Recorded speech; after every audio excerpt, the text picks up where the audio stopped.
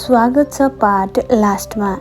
आज हामी अमलटारीको बिहानी बसाइपछि जाँदैछौँ जङ्गल सफारी सँगै यहाँको स्पेशल ठाउँमा।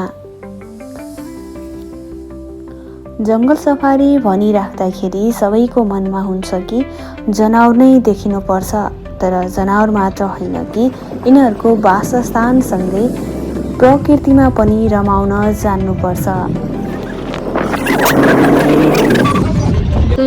गिद्ध फल्ने रुख हैन।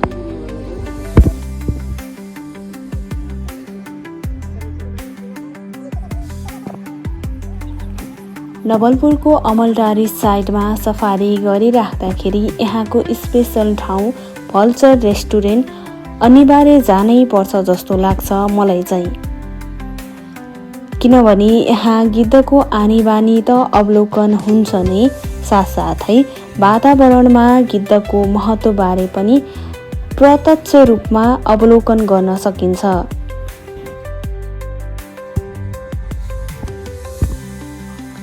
सौराहाबाट सुरु भएको तालिमसँगै capacity building training on professional guiding to nature guide program Kasera Madi हुँदै अमलटारी आएर अन्त्य हुन्छ।